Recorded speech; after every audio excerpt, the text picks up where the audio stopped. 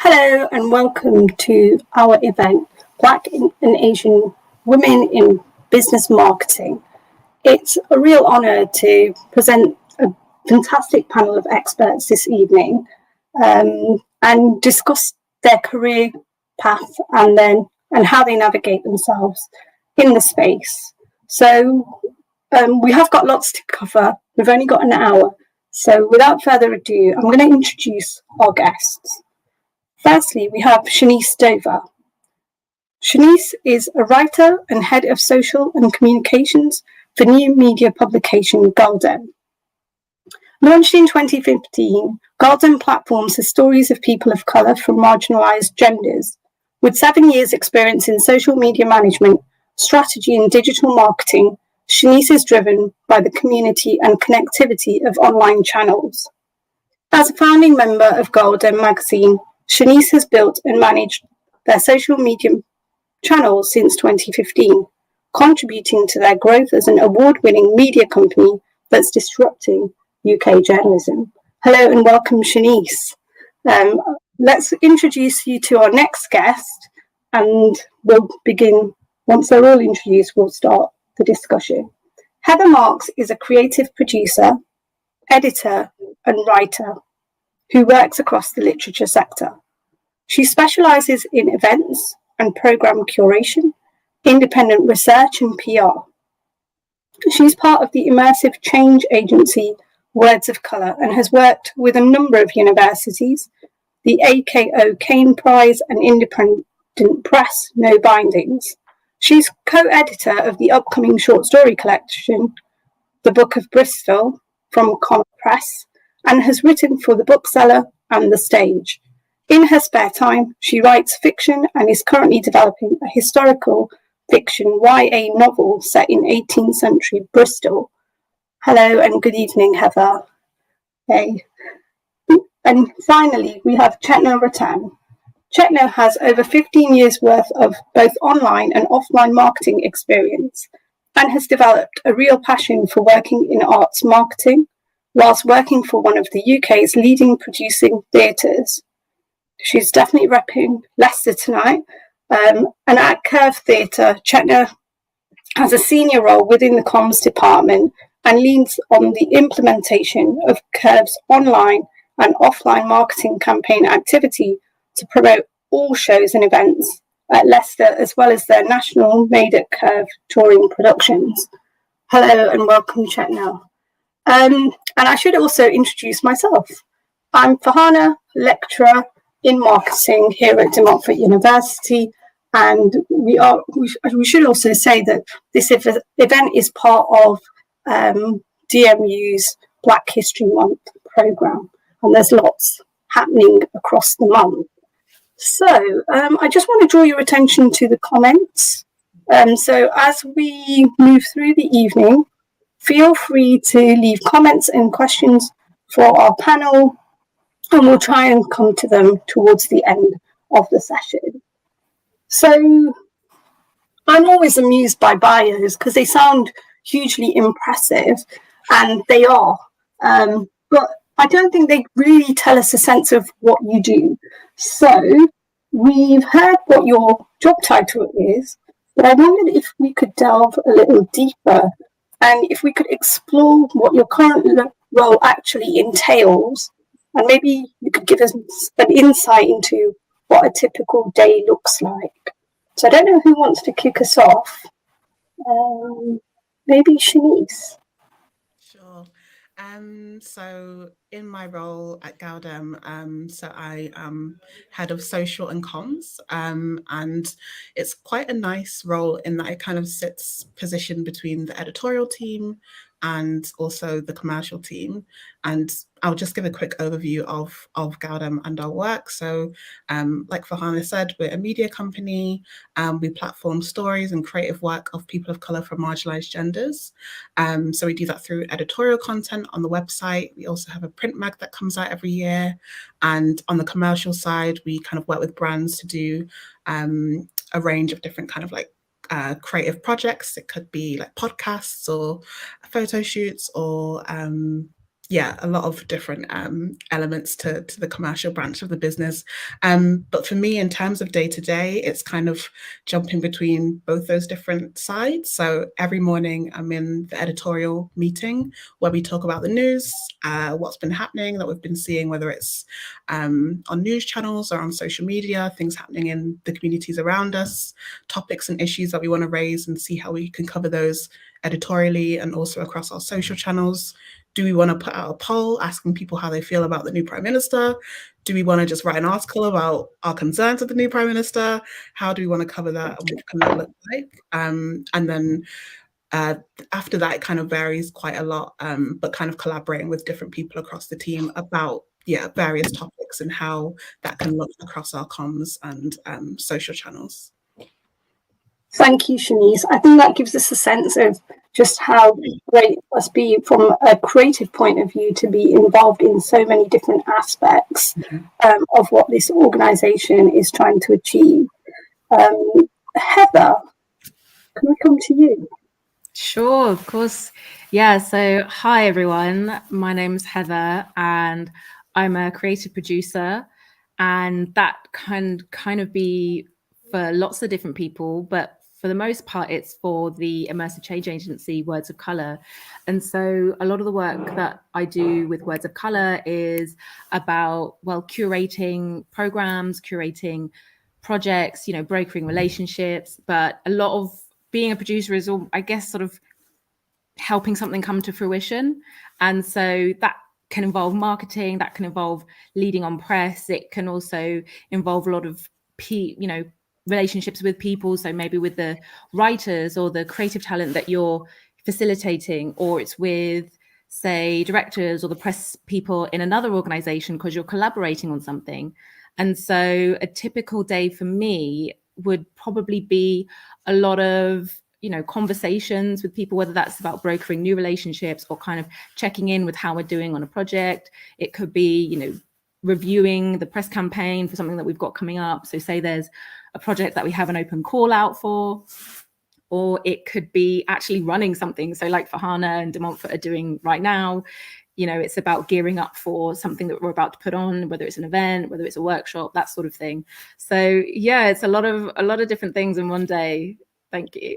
That sounds amazing, Heather. Maybe we'll come back to this idea of how you sustain yourself in all the things that you're doing. Chetna, are we okay to come to you now? Yes. Hello, everyone. I'm going to firstly apologise if I suddenly go into a cough attack. I'm really sorry. I'll mute myself, but I've got a stinking cold and cough at the minute, so apologies in advance.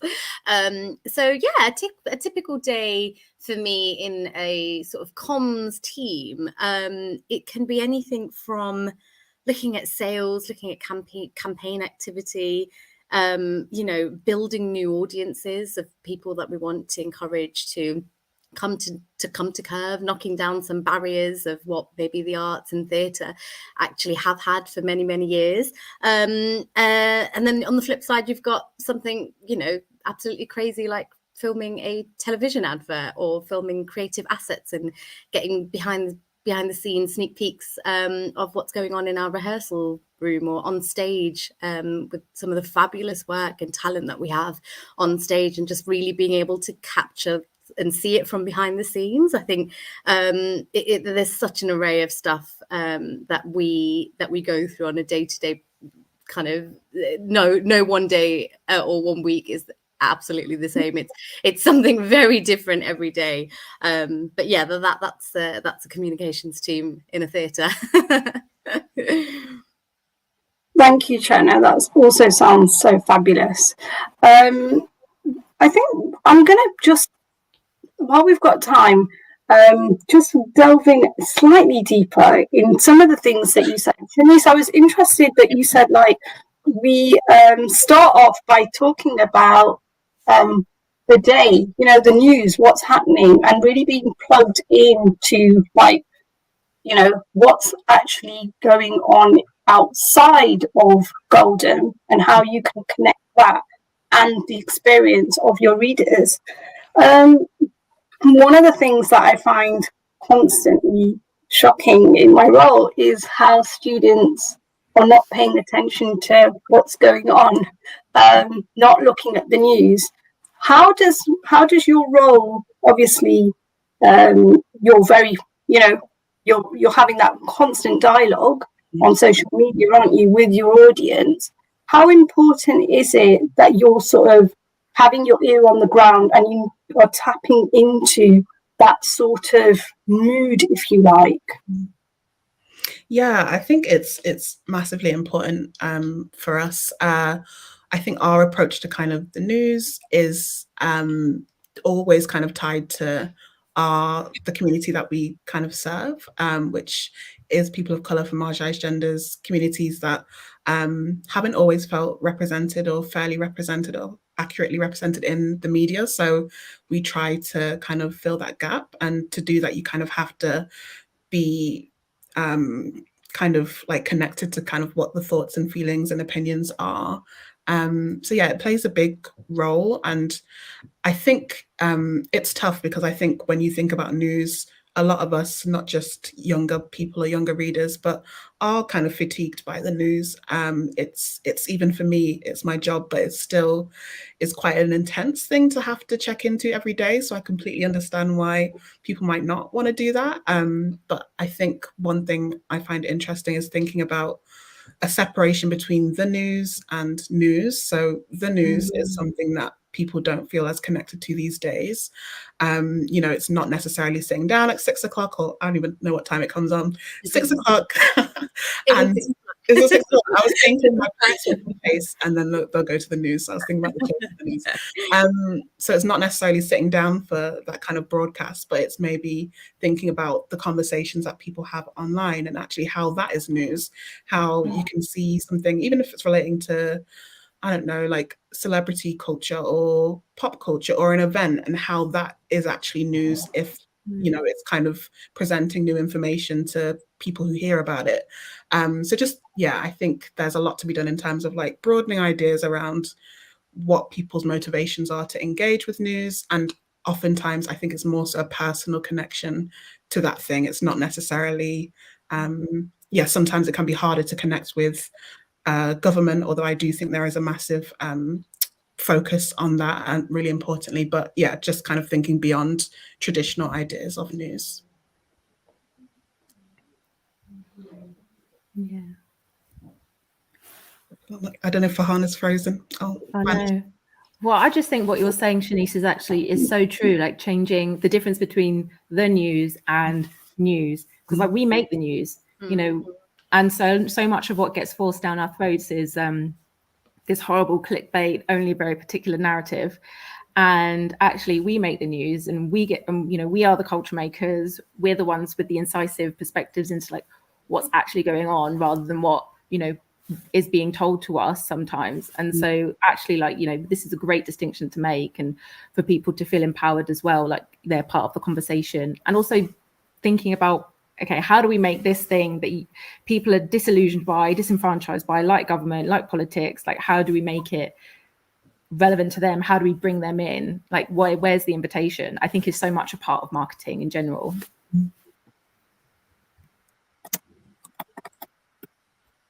Absolutely, yeah. Sorry, I think I did. Thank you. Are back. Thanks for. I think I froze at one point. Am I back? Okay, You great. are. I could hear you, so I know what was being discussed, but obviously I think I froze there for a second.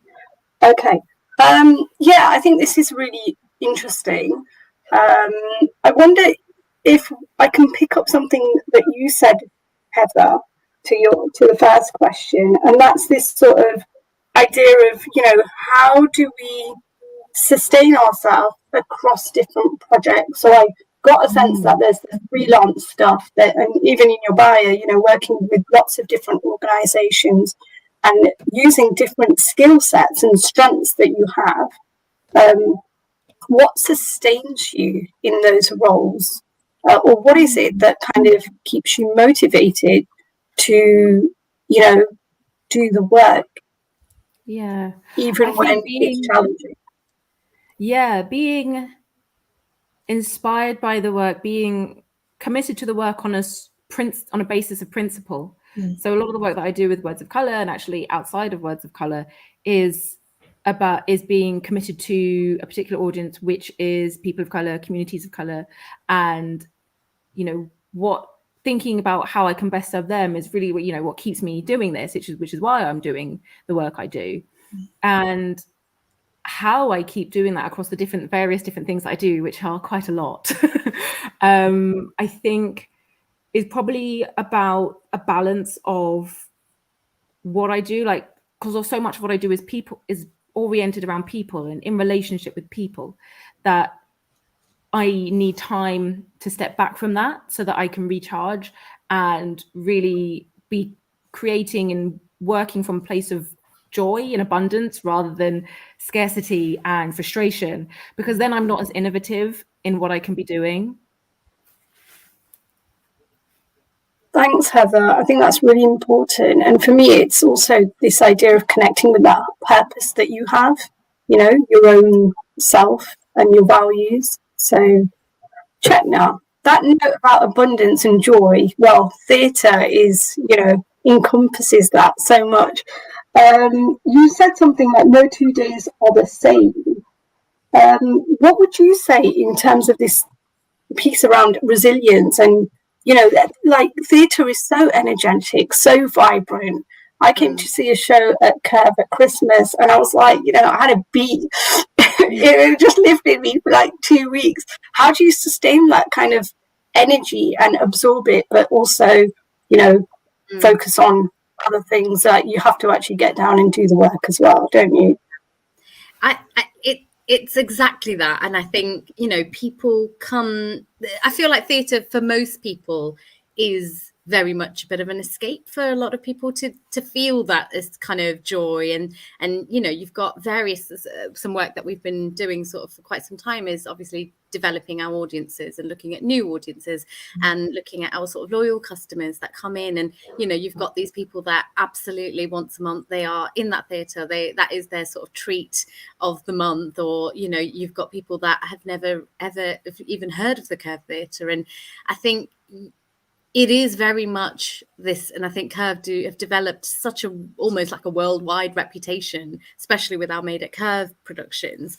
And I think we really stand for a certain sort of standard of productions on stage, and it's really key for us that people are leaving that auditorium and that theatre feeling much better than they did when they walked in. And like you said, it kind of stayed with you. But it is about keeping that up, and how we do that is we have a fantastic director who puts on productions that are really sort of heart touching. I feel like back in the day there was times where I couldn't really relate to theatre because I was not seeing people that looked like me on stage or in the audience at all. And I think now we've come and Curve do a fantastic job of it, is telling stories that, yes, it is absolutely your night out, and it's something that just fills you with joy, and it's a great musical number.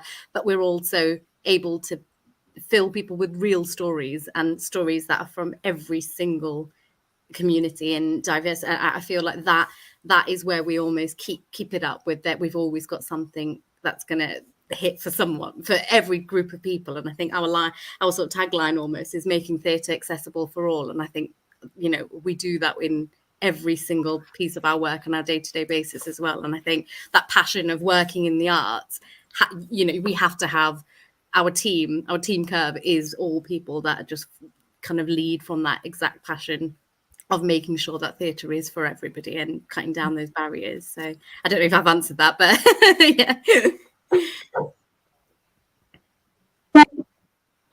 No, you have, absolutely. Thank you. I'm currently teaching first years, and it's really taking me back to when I was 18, and it got me thinking about, everything that you do from kind of the beginnings, and it got me thinking about what it might have been like for you. Each of you, obviously, you've really experienced, as we heard in your bios. But what do you think? What steps did you take in that early career journey, and how do you think it still sort of has left a footprint and comes to use today? Maybe we'll come to Heather first this time. Sure, yeah. I think one of the things that really kind of got me going was doing the social media for the degree program that I was on, which was the Masters in Black British Literature. And, that was volunteer sort of thing. Like, I was happy to do it. And because I really believed in the program. And again, it's like that belief in the work that, allows you to commit to it. And so with that really helped me, because what it did was that, for me, I saw it as a way to not only get the program out there because I went to everything. I went to so many things, and then I'll be like tweeting it, I'll be posting about it, and it'll be drawing attention to the Masters in Black British Literature, which was still very new at the time. I think it had only been running. That was the first year that it was running, and suddenly people were really interested in what we were doing. But it was also a way to uplift what else was happening in literature with Black British writers, with amazing indie publishers that were were committing to these writers. And so it was really about not only making I really believed in the MA and the work that was doing, but I also I really believed and was so passionate about being part of this particular part of the literature sector, which was really about Black British writers and publishers and creatives. And so for me, can you remind me what the question was before I go into a massive tangent? Yeah, no, I was interested in what early steps you took, and how that might have left a footprint or shaped what you do now. So I think, so how the footprint bit, I think it's the relationships that I built in that time when I was just doing this for free, just because I enjoyed it, just because I believed in it. And the passion that people saw in me then, and what they saw in me then, means that I've continued these relationships that I started 6 years ago.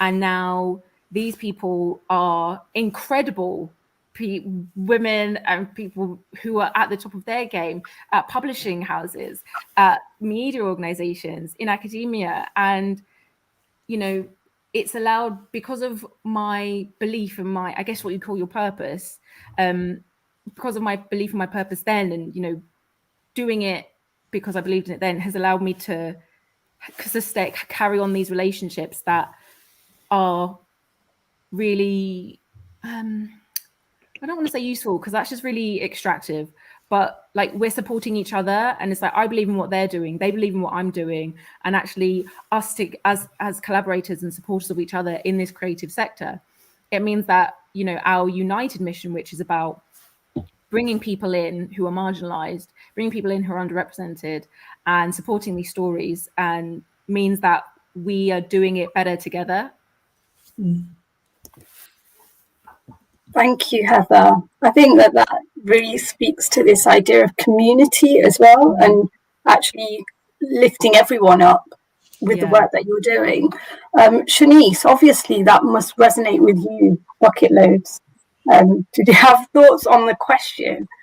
I think for me, it all kind of stems to I used to love reading and writing when I was very young.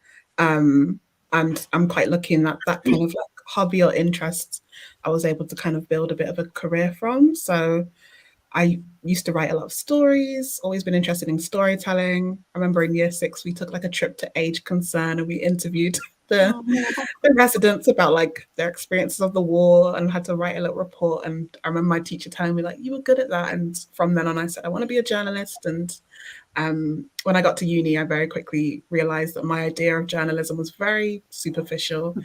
I was thinking like Carrie Bradshaw, like magazine, like column.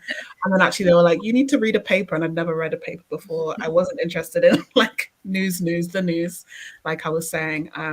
So I gained a lot of skills on that course, but I realized that actually the industry to me wasn't what I wanted it to be. That same thing of representation, or feeling like stories were being flattened or ignored, really frustrated me. So I kind of was in first year, was thinking, what can I do with this degree and these skills and these interests that isn't this journalism stuff? So I ended up doing a lot of marketing internships.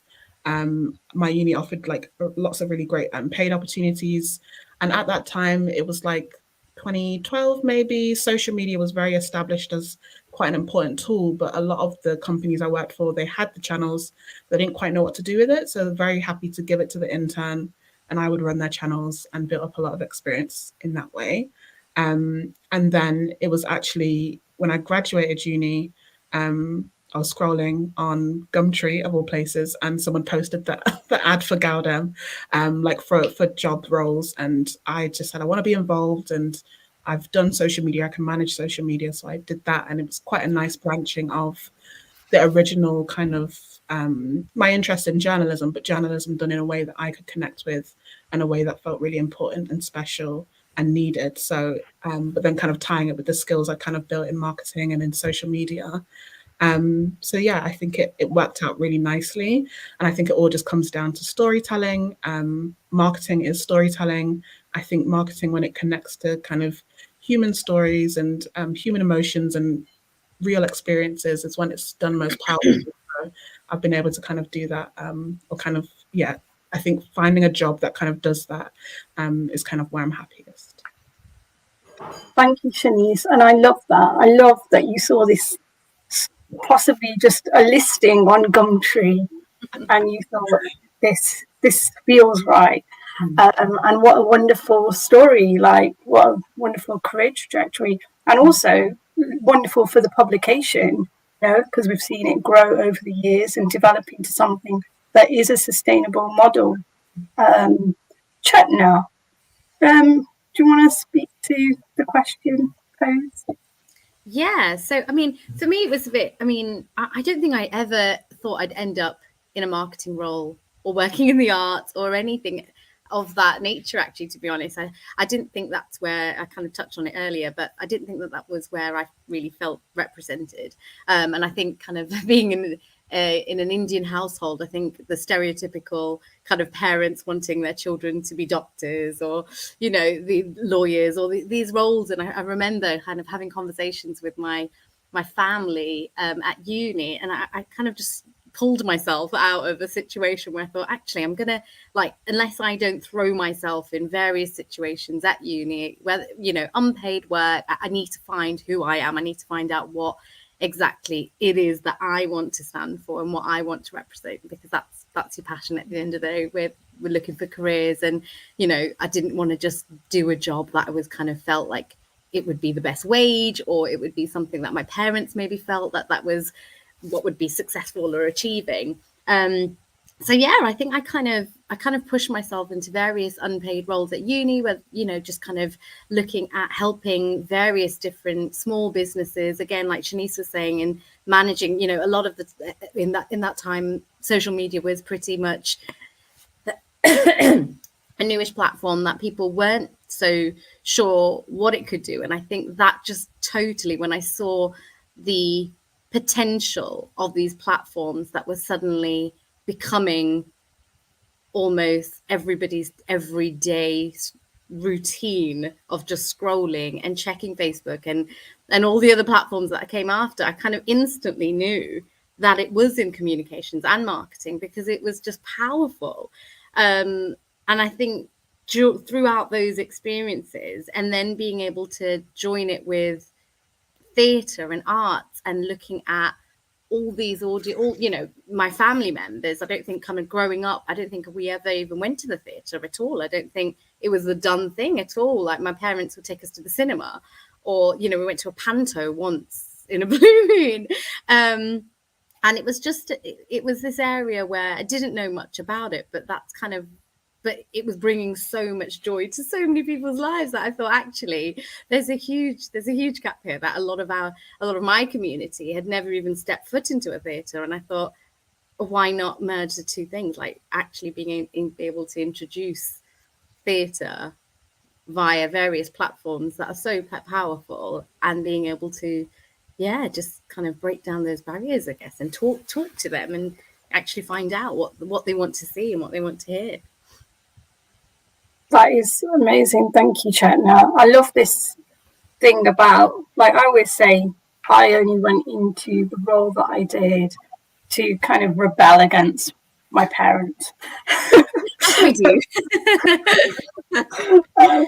No, might not have been so was it a bitter move? Let's not talk about it. Right, I know this is being recorded. Right, so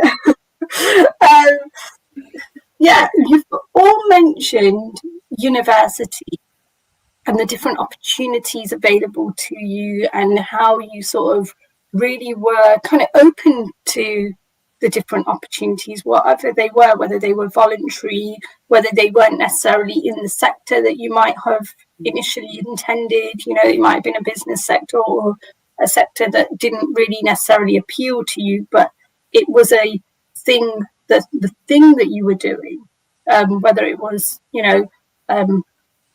really, I guess, in a way, teaching people how to use social media and actually tapping into some skills that you have that the businesses or the organizations may not have, at the time anyway, been familiar with. So we are, this is a GMU event, and the hope is that this will be recorded and students may watch back. So what would you say, or what advice would you give about keeping yourself open to opportunities, even if they're not the exact thing that you have in mind? Shanice, you're nodding. Do you want to go first on this one? Yeah, I think it's just using social media as a personal tool as well as like a professional one, or like a leisurely tool, if you want to. I think it's important to be boundaried with your social media use, but that's a whole nother conversation. But I think if you are someone who's feeling like, I don't really know what to do next, or I want to explore some different options when it comes to work opportunities or work experiences, then social media is a great place to start looking. Like I said, Gumtree is where I found it. I don't think that's a social media platform, but it is a digital platform. And people are looking to connect. That is kind of the backbone of what social media is all about. So even, if you don't want to post and put yourself out there, there are a lot of people who are happy to share that they are wanting to connect with people who have a skill in graphic design or who are great writers, and seeing where you can kind of like collaborate and learn from each other, or build together. That is definitely what gal-dem was. It was a group of contributors, just people who shared the same values in terms of wanting to do something that challenged what we were seeing in the media. And it kind of was able to come together really well. So I think, just kind of looking for opportunities, even if you don't see them, being creative in terms of where you look. And I think there's definitely in like 2022 especially, people are so creative and using the channels in creative ways. So it's good to explore that for sure.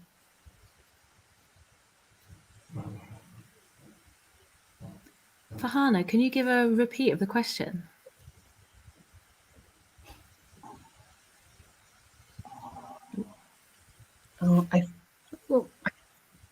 I think it was, what advice would you give? I'm just thinking, about the steps that led me to where I am weren't necessarily what I would have thought would have got me here. Because I did an MA in Black British literature, and I did before that I was doing a degree in English and drama, because primarily I want to be a writer. But doing social media then led into being a content editor, so like even more digital marketing and digital content in that way. But then now I'm a creative producer, and actually, even though I'm doing lots of other things, marketing is such an important tool, and actually how do I connect with an audience is such an important part of what I do. And thinking all of those different things about marketing, like press, all how do you talk to audiences, that sort of thing. Those are all things that I never would have, I don't think I ever would have picked up in the way that I have through doing a bit of social media here, a bit of content editing here, a bit of just watching what other people do at Words of Colour and soaking that up. If I hadn't been so willing to just I'll just do the Twitter and the Instagram for this degree program that I'm on, that's all right, I don't mind. And like what you're saying, like just being open to the opportunities around you. Like a lot of what I do now as a freelancer, it's like, oh, okay, I have the skill set to do that, I'll do that. And then not realizing until afterwards that actually, that's helped me grow in this way, and now I can apply it to the work that I do here. And so actually, I think, I don't know, being seeing it all in quite a holistic way, and actually it all feeds into each other. I think it's kind of flexibility that kind of the industry demands of you in a sense. Or if you're working with digital platforms, tech changes all the time. If you're working with audience kind of interests and desires and needs kind of change all the time as well. So if you are able to follow a wide variety of interests that you might have, then that kind of sets you up well to be able to respond to some of the changes that we often see in marketing or in social and things like that. Absolutely. And actually, I feel like taking a punt on a new organization or a new thing, or something that's not the sort of traditional norm, like, okay, I will be a assistant marketing person at this agency. Taking a punt on something new, like gal-dem or like the MA in Black British Literature, or a creative agency that doesn't operate in the same way that other people do, that's actually going to give you so much more opportunity to learn and to step into your own and really take the lead in these sorts of things. So I think really for people now, for your students now, actually, now is such an amazing time to be a content leader and a content maker.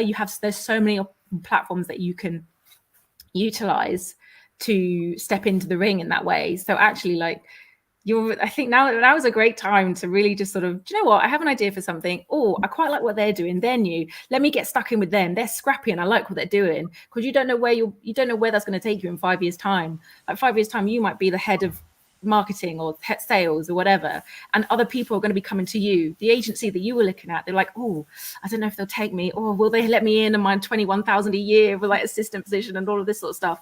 They'll be coming to you in 5 years. So I think that's my thoughts on that. Thanks, Heather, and thanks, Shanice, for keeping that conversation going. I assume that I must have frozen and come out at some point again. Chetna, you're back. Sorry, I just got my charge light come on. I was like, oh no. No. Do you have? I know we've had a rich discussion. Heather really hit that right in the nail. I think the only thing I would add is exactly that. It's about keeping an open mind and talk to like-minded people in the industry. The industry is so inclusive, and I think we learn so much of the interns that come into our comms team. Because like you say, there's just a new way to talk to your audiences. There's a new trend, or there's new things that we've not yet even feature on Facebook or Instagram. And someone the other day taught me about something on TikTok, and it was crazy, because sometimes your day to day is just so focused on various things that you miss out, don't you, on, and it's continuously changing. So I think just don't be afraid to actually throw yourself in there really and ask questions. And everyone is always so, and I remember doing it way in uni myself, and at that point I just wanted experience, because I just wanted to be able to put all of this theory into practice. And I think we're learning so much from people that are coming into a marketing or a communications sort of industry, and I think everybody has something different to bring to it, and I think there's it's just ongoing, isn't it? And I think definitely having an open mind to explore all of those things, because it might be your bag, it might not be, but it's something that will definitely lead you into whatever direction you think may work for you.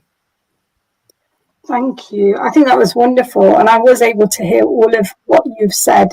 One thing that I think is really interesting about the space, and possibly how it differs from other sectors, is there is a sort of level playing field here, in that, I mean, I would be very careful to say whether someone is a social media expert, because as Chetna says, someone, just because they are using TikTok will know about something that you, with your 7 years or 10 years experience, have not heard of. And I think that that's quite exciting. And there's this sort of changing and shifting landscape.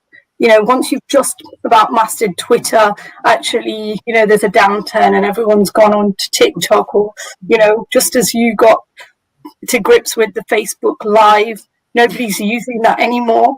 I think that there is this sort of, I'm hearing it in your voices, this kind of excitement about what you're doing. So I hope our students are also inspired. But one of the things that each of you have touched on in different answers is this thing about, whether the sort of dream job that you might have had in mind, or, your sector as you work in it now, may not have always had, or still does not have, sort of a representation of people of colour. So I wanted to explore this a little bit further with you about what it's like navigating, what it's been like navigating your career as a person of colour, and what you know now that you wish you'd known when you started out. I'm open for anyone to just jump in at this point who's happy to. I'll go. That's okay. Thank you, Heather. What navigating the sector as a Black woman, as a person of colour, I feel like my answer is going to be a bit contrary, because I think through the privilege of working with the agency that I work with now, Words of Colour, and through the people that I've then got to work with through that, so like the Independent Press No Bindings, like just incredible people like Jacaranda, like I've kind of been inured to the fact that I am a Black woman in the creative sector, because I don't experience like what it would be like, if I'm the only ethnic person at the office and they're wanting us to do, all of those microaggressions and all those things, and the way that affects your psychology and the way you approach things. I've never had to deal with that. Like, I've really had the benefit of what it's like to be in a creative organization where people listen to you. People are like, no, you speak up. What are your ideas? And really learn the ropes in a way that I might not have been given the opportunity to, and how that has instilled in me such a self-belief and a confidence in what I do. I don't know if I would have had that if I'd just sort of been, the only person of color, like kind of, trying to make it work at a consulting agency. And so I think for me, like, that's really been a blessing for how I now navigate the sector and navigate what I do, because that's given me such a bedrock of actually, no, I'm really good at what I do. And I've been able, and it's given me a psychology as well of how to work with people, that then when I then do work with people who maybe are like only in organizations where it's like majority white, or, they don't have a culture that is very inclusive or very welcoming and honest and vulnerable and dynamic, that they're really shocked at the way like I operate and the way that Words of Colour works. And so actually, I think, I don't know, maybe I guess it goes back to the idea of like take a risk on maybe the little group or collective that you want to set up with your friends, and see what that does for you and how you believe in yourself and what you're doing. Because then when you go out into the sector and you go out to work with people, like that's going to be such a sure ground for you to work from and to build from. Yeah, I agree with a lot of what you said, and can also relate to the experience of kind of being in an environment now where that's just kind of like a lot of these things are kind of built into the organization. I think one thing I've learned though from experiences before that, and kind of looking back on it now, is that I think we should just kind of have confidence in ourselves, and maybe take it from take it from people who have kind of experienced it elsewhere. But nowadays the biggest like buzzwords are like diversity and authenticity, and these brands actually need us to do that. A lot of them don't know how to speak a certain language without without us, and you can see it in the ads. They're trying to tap into certain cultures. They're trying to reflect a certain attitude or way of speaking, or like certain vernacular. So you can tell that they are grasping. And I guess the other side of that is we can use that to our advantage in ways, but then also just be mindful that sometimes some of these brands will try to use you for that, but not to let them. Make sure it's a two-way thing. Make sure that you're also getting what you need from them. If they're not treating you or acknowledging the fact that you are adding to their ability to do these campaigns or speak to a particular audience, then leave and you will be appreciated elsewhere. I think it's just kind of knowing that we add value, and they cannot they cannot replicate it or tap into it on their own. So just being mindful of that and using that to your advantage. But yeah, just being mindful of the other side of that as well. Yeah, that's so spot on. Like, I'm resonating with all of what you guys are saying, and I think it's definitely about that voice and using it to our advantage, because we know exactly. And I think one thing that I found working at Curve, it was so great to be able to represent and to be able to be in a position to say, actually, no, let's not assume, let's not make assumptions here. Let's actually talk to that community, or let's actually ask them the question as to, why don't you come to the theatre? Or, what are the barriers that are stopping you guys from stepping foot in? And what is this sort of stereotypical image of the theatre, and who, the people on stage or the people that are sitting in the theatre? Like, it's so great that we are now actually in a position to, and it goes back to what I was saying earlier, that we are now in a position where we are seeing our stories on stage, and we've got the voice to actually use it to our advantage of communicating and marketing to these audiences. And I think it's definitely something that maybe when we speak about some of the barriers, and I always think sometimes we've carried maybe some things that our parents or older generations maybe have had experience of a lot more. But I think from my point of view, I feel like I kind of joined Curve at a point where it felt like home. I was in Leicester, and like we say, that Leicester's an amazing city with so much diversity, and I think I couldn't quite believe that a lot of those communities hadn't come to Curve. And I think the work that we put on and off stage now has really encouraged a lot of people to keep coming back and coming to share those stories with us and experience that exact same thing that leaves you feeling joyful and really happy and content. And can I add as well, like what you're saying, Shanice, about like, what we bring is our cachet, is our capital that they can't replicate and that they want so desperately from us. And that actually, like, what I wish I'd known when I was younger is that, to be confident in my gut feelings, in my instincts, in what I think about things, because no, that is part of the cachet, that is the capital, because that's all rooted in this bedrock of like what my experiences are and how I can then use that to, it's almost like, you know, step into your niche, because then that's what's going to make you like stronger and a better perspective on what they're all trying to tap into and all trying to grasp and like get to be the brand face of their this and that. And I always think of when Debbie Tucker Green, who's a Black British playwright, first had one of her first plays out, and Michael Billington, who is the theatre critic at The Guardian, who's like, you know, Mr. Bigwig, and he slashed her play, slashed it, and actually, but then now it's like he then had to backtrack because then because other people realized, like we all realized, like, no, this is good. Like, how can you not see that this is good? Like what this is doing.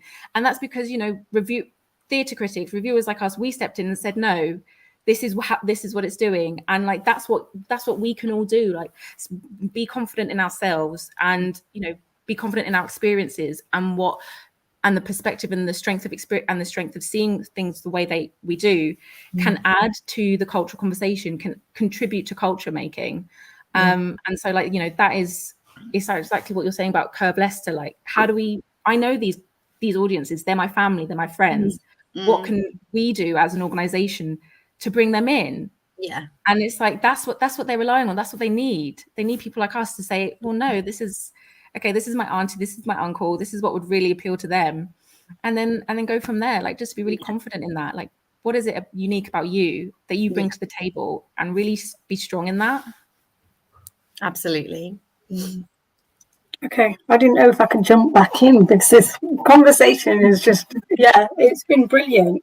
And there's been so much rich discussion, I guess, from at different points. Heather, I think one thing that I got from you is this idea of really creating a network where you feel you can develop, you know, and you feel safe to be able to possibly make mistakes, because, you know, as you're moving up, you know, you will make mistakes, and you need to feel supported, and you need to be in an environment where you feel like someone's got your back.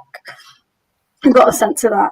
And then Shanice, with you, you know, this idea of I mean, I'm just like completely blown away because I've been following the journey of gal-dem. But, you know, the fact that it came from a Gumtree ad for you, I just can't get over that this evening. But this idea of, you know, and I was going to use the word capital because I think, Heather, you're absolutely right. It is this kind of, you know, we know this in our bones. We've experienced it all our lives, what they're trying to tap into, our lived experiences. And actually that kind of is important when you are in a role, especially where you're having a constant dialogue and exchange with people on social media. And we know brands are doing this more and more, but that is something that possibly can't be bottled up and sold. You know, it's something that we have lived through. And then Chetna, with you, you know, this idea of being in a space and bringing you and what you know in that space, because we know that theatre, you know, even in Leicester, primarily audiences there is still a mismatch between the population of Leicester and the audiences that probably go into theatre. But it's such a powerful thing being a person of colour and having that conversation with them, because what they do is fantastic, isn't it? And more people should be feeling like they can go into that space and feel like that their stories will be told and that they will feel in some way, you know, that person on the stage they can connect to. So I do want to just remind people that we have got a comment section, so if you want to ask our panel a question or share a comment, please do. But if not, maybe we've got questions for each other. I don't know where this conversation will lead. Every time I freeze out, it just gets really interesting. So to talk. There were a few things that I think have also come through that I do want to just sort of, not that I'm wrapping up, but we have only got 6 minutes, so I'm sort of coming to a sort of conclusive point.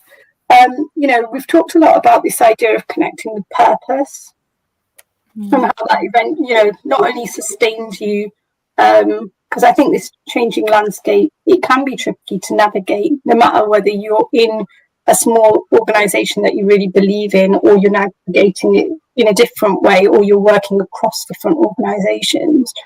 I think I've been talking to my students about values and, you know, staying true to who you are.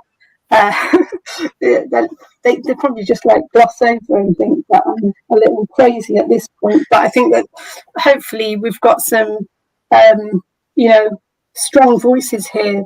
And I think sometimes you need to listen to the same thing from different people, don't you, before you kind of understand what that actually means. So I hope that this conversation, whenever someone is listening back to it, that they're receptive to these messages, because even sometimes I think that it feels almost like there's a mismatch between the younger self and who you are now.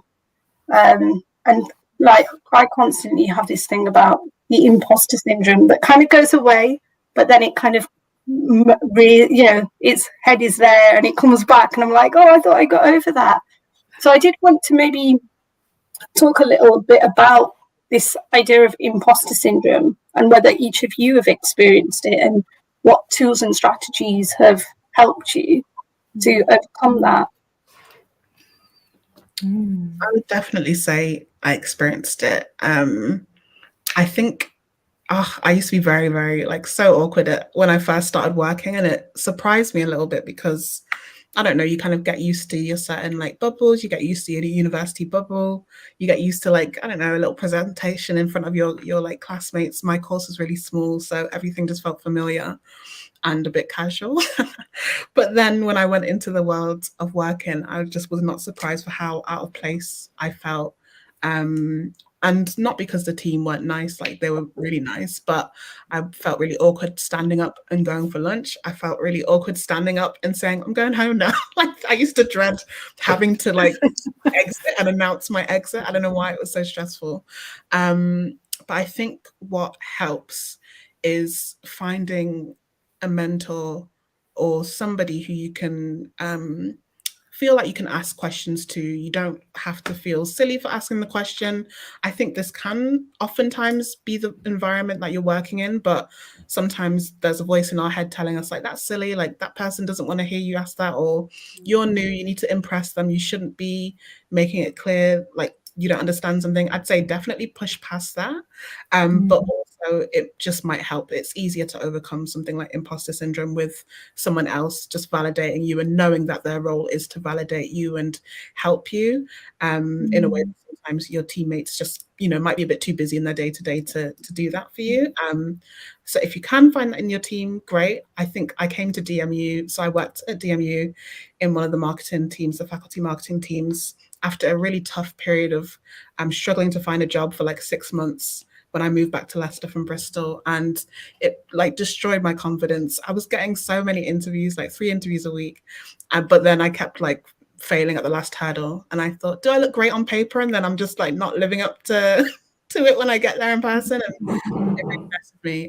Sorry, I'm conscious we've just got a few minutes, but basically the team there are really, really great. I think my manager was my mentor, and then now I've been able to find another mentor outside of my work who I literally called her the other day for a bit of a pep talk, and it worked wonders. So yeah, that would be my advice. Get help if you're struggling. You don't have to struggle with imposter syndrome alone. I really wish, just touching on what you said, I really wish I did that at uni and earlier. I've only really touched on that kind of, I think I've only ever been conscious of it in my in the last few years. And I think, you know, it's not really, it's something that you just think is in your own head. And it's so great hearing like you guys actually talk about exactly how I felt earlier as well, or in the sort of younger uni days or whatever. And I think I really wish that I took that step and did that a lot earlier and spoke and just kind of was not afraid to. Yeah. Somebody else is absolutely experiencing probably the same thing. Yeah. Oh my gosh, I so resonate with what you're saying, Shanice, about going for interview after interview and then not getting it and thinking, is it me? Am I really rubbish? What's going on? And actually, what's for you won't miss you. Like I kept going for interview after interview, but actually the thing that was for me was this social media coordinator job at Words of Colour. And actually I think like so much of what that has been for me to defeat imposter syndrome has been having a mentor, has been having someone who I can send a draft of an email to saying, is this okay? I don't know if this is right. Yeah. It's those little things like that where, someone who is new to marketing, is new to promotion, who's never written a press release before.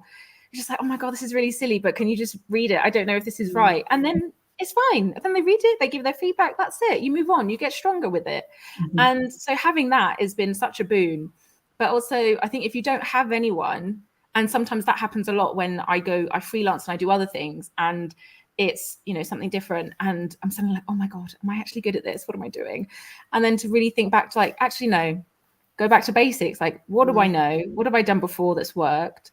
And really root myself in that, in like these earlier successes of like, okay, no, I'm good at this, and kind of build up from there.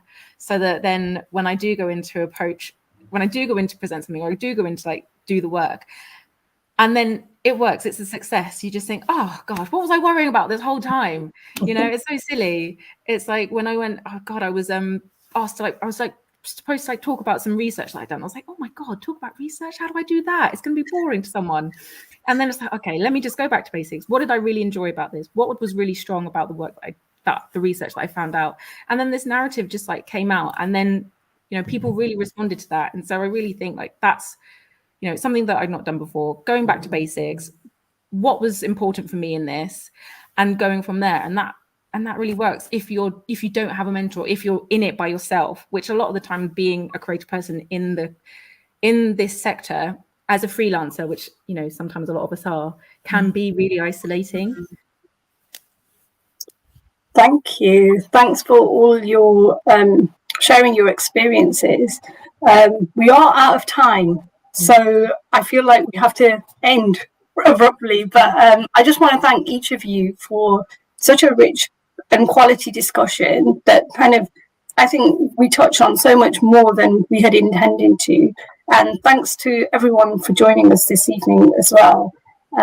Sorry that we went slightly over, but I'm sure that you enjoyed yourself and hopefully learned a lot, because I feel like I've had a real chance to delve in deeper into exactly what it's like to be a person of colour working in marketing. Thank you. Thank you. Shall we say goodbye? Goodbye, everyone. Goodbye, everyone. Thank you so much for this. Thank you. Thank you.